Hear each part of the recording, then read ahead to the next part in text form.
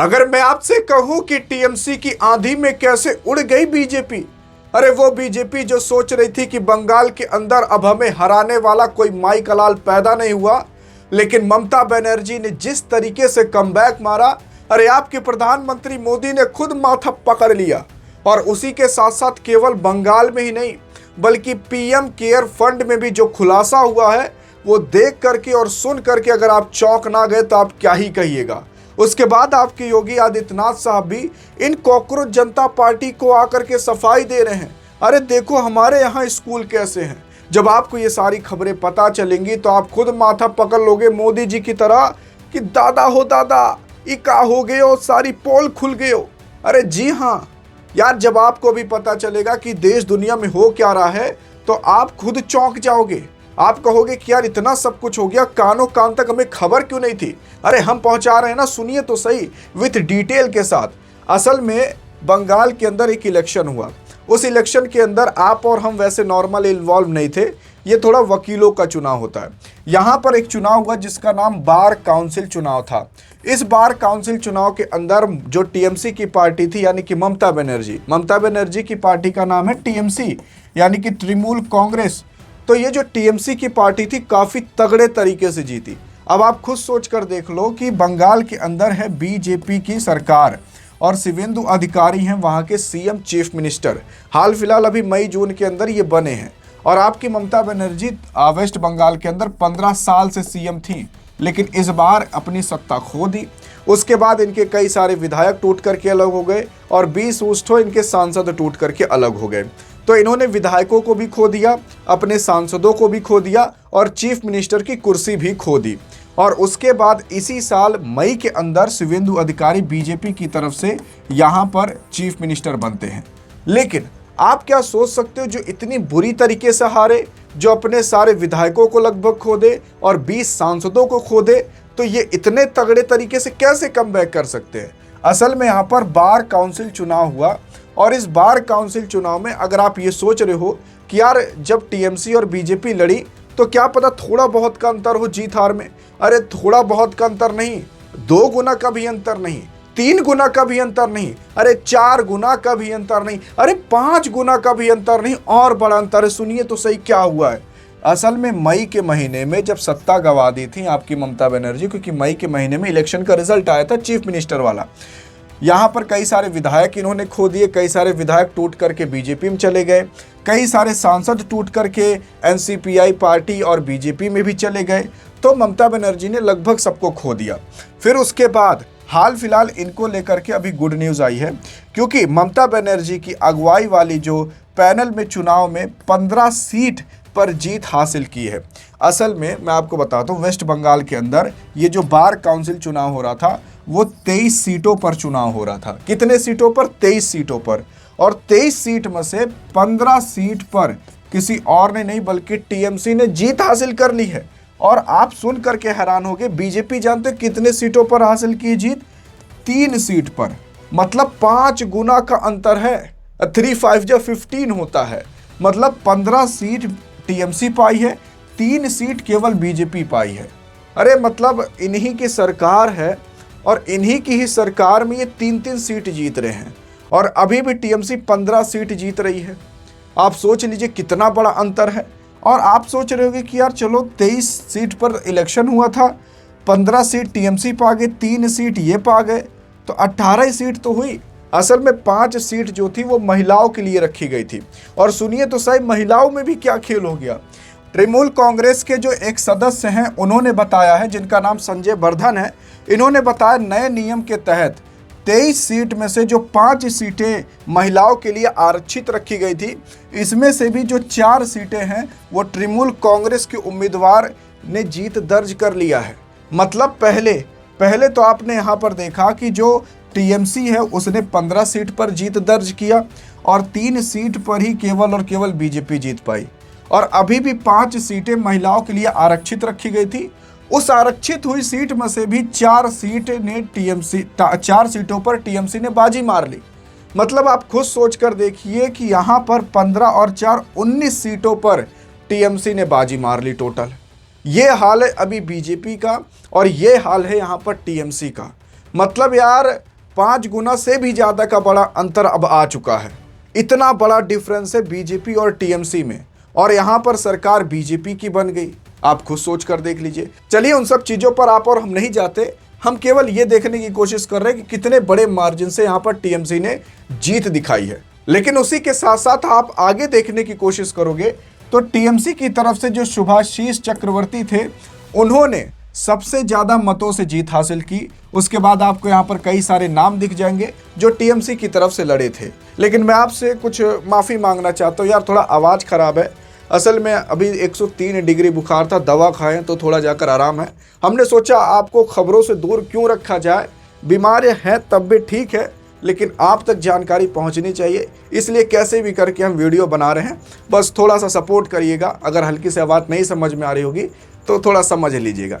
लेकिन हाँ, अगर आपको ये बुरी खबर लग रही है बीजेपी के लिए, तो इससे भी बुरी खबर एक तो और आ चुकी है। सुनिए तो सही, क्या आ चुकी है? पीएम केयर फंड को लेकर के काफ़ी लोग सोच रहे थे कि यार ये पीएम केयर फंड है क्या, मतलब पीएम उसमें पैसा वैसा तो नहीं रखते, पीएम अपना पैसा बचा करके इसमें नहीं रखते।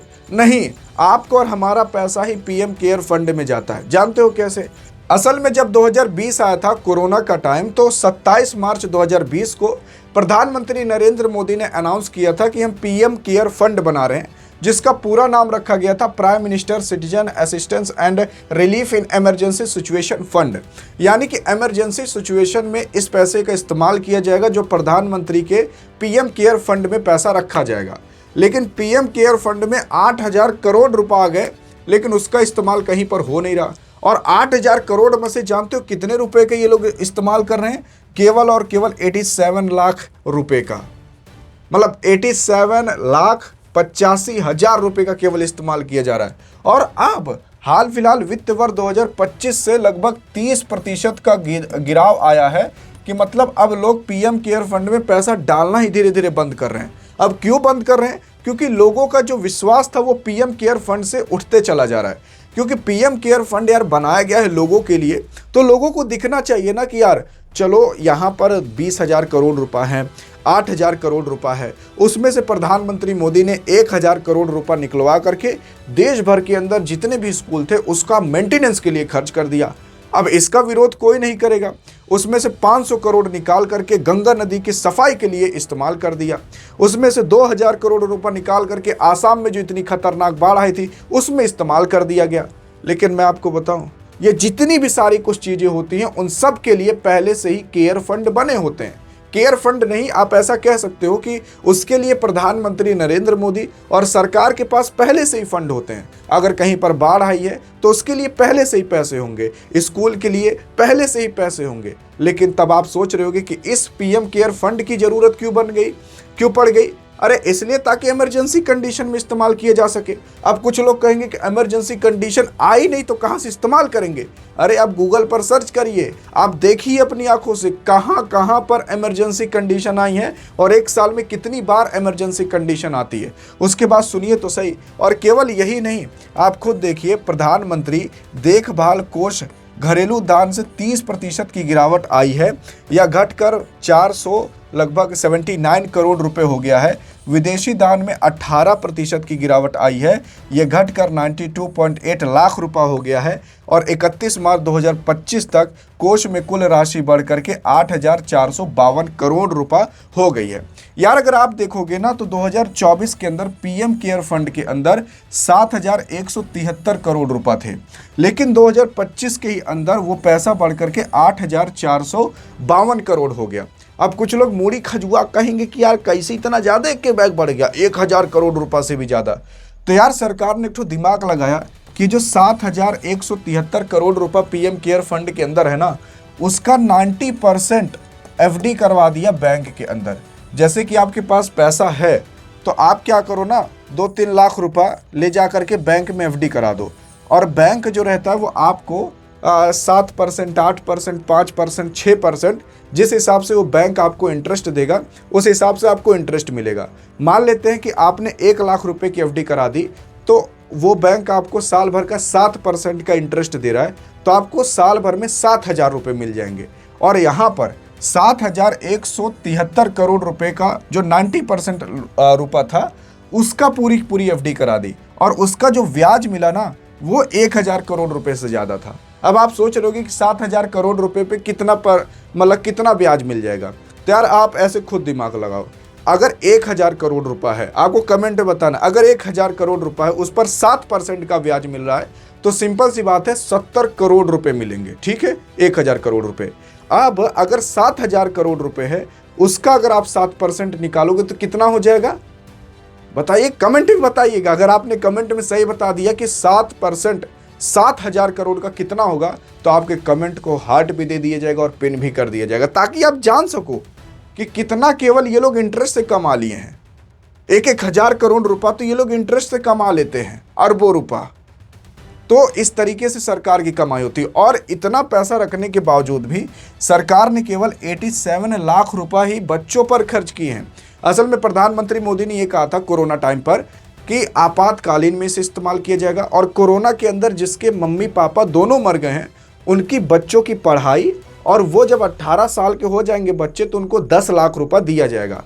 तो उनकी पढ़ाई और 10 लाख रुपए देने पर केवल 87,85,000 रुपये ही खर्च हुआ है, और 8,000 करोड़ रुपए बचे हैं। अब आप कहोगे करे जब बहुत इमरजेंसी कंडीशन आएगी तब इस्तेमाल करेंगे। आई तो थी अभी सिलेंडर को लेकर के इतना युद्ध हो रहा है। उसके बाद सुनिए तो सही, अभी मुद्दा खत्म नहीं हुआ। अगर सरकार चाहे थोड़ा अपना फाइनेंशियल वाला दिमाग लगा सकती है, क्योंकि यहाँ पर पीएम केयर फंड के अंदर केवल पीएम ही नहीं होता, असल में पीएम मुखिया होता, पीएम चेयरमैन होता है इसका। यहाँ पर आपके डिफेंस मिनिस्टर भी मेंबर होते हैं, फाइनेंस मिनिस्टर भी मेंबर होते हैं, और होम मिनिस्टर भी इसका मेंबर होता है। तो फाइनेंस मिनिस्टर भी होते हैं, ये याद रखिएगा।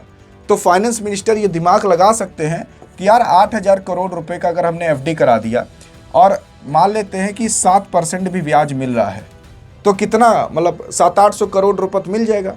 अगर वो 700-800 करोड़ रुपए केवल हम स्कूल में खर्च कर दें, आप खुद सोचिए 700-800 करोड़ रुपए, और एक स्कूल के ऊपर केवल 1 करोड़ रुपए भी खर्च किया जाए ना, तो वो स्कूल बहुत तगड़ा बन जाएगा। आप ऐसा मानिए पूरा स्मार्ट बोर्ड लग जाएगा, सब कुछ हो जाएगा 1 करोड़ में। चलो 2 करोड़ लगा दो पूरा मेंटेनेंस के साथ, तब भी आप हर साल कम से कम 300-400 स्कूल को मेंटेन कर सकते हो with smart board technology AI के साथ इंटीग्रेट कर सकते हो उस पूरे स्कूल को 2-2 करोड़ रुपए लगा करके। और आपका पैसा कितना लगा? अरे 0 लगा यार, क्योंकि आपका जो पैसा था, जो आपने पैसा पीएम केयर फंड में रखा था, उसके इंटरेस्ट से कमाया वो पूरा पैसा आपके पास बचा हुआ है, उससे जो ब्याज है उससे आपने पूरा काम कराया। ये सरकार कर सकती है, और हर साल आप 400-500 स्कूल, 1000 स्कूल ऐसा मेंटेन कर दोगे कि यार जैसे लगेगा चाइना अमेरिका फेल है।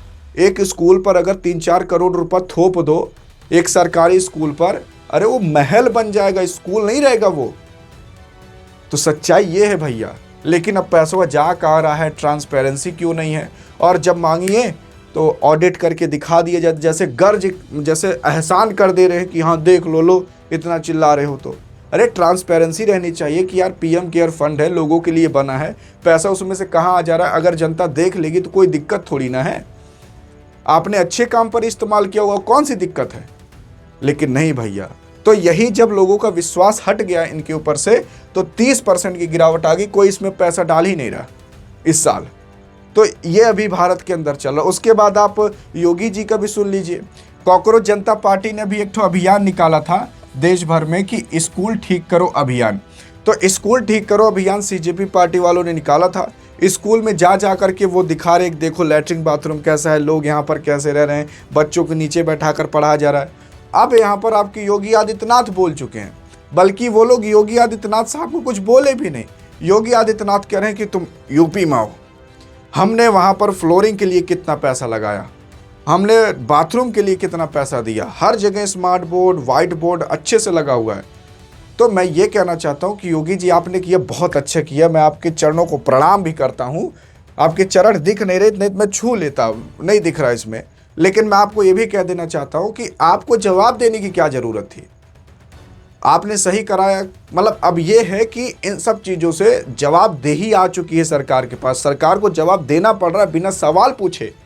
ये अच्छी बात है, सीएम साहब ने जवाब दिया, बहुत अच्छी बात है, इसमें कोई ट्रोलिंग की बात नहीं है। और यहाँ पर योगी जी की तारीफ भी करनी चाहिए कि योगी जी ने जवाब दिया कि हमने ये सारा काम कराया है। और अगर ऐसे ही देश भर के अंदर काम करा दिया जाए तो सोचिए स्कूल कितने अच्छे हो जाएंगे। किसी भी देश को अगर बहुत आगे बढ़ाना है तो उसका स्कूल अच्छा कर दो और उसका रोड अच्छा कर दो, वो ऑटोमेटिक बहुत आगे हो जाएगा। क्योंकि रोड अच्छा हो जाएगा तो ट्रांसपोर्टेशन बहुत तेज हो जाएगा, जितनी भी चीज़ें आज आ रही हूँ बहुत स्पीड से होने लगेंगी। और एजुकेशन अच्छा हो गया तो समाज अच्छा हो जाएगा, साइंटिस्ट बनेंगे लोग, डॉक्टर्स बनेंगे, तो आप खुद समझिए कि वैसे ही देश आगे बढ़ जाएगा। और चाइना इन्हीं सब चीज़ों पर काम करता है, अमेरिका इन्हीं सब चीज़ों पर काम करता है। बाकी आपको क्या लगता है कि आपकी राय से देखते हैं आप क्या कहना चाहते हो। अधिक जानकारी चाहे तो वीडियो में मिलते हैं, तब तक के लिए जय हिंद जय भारत।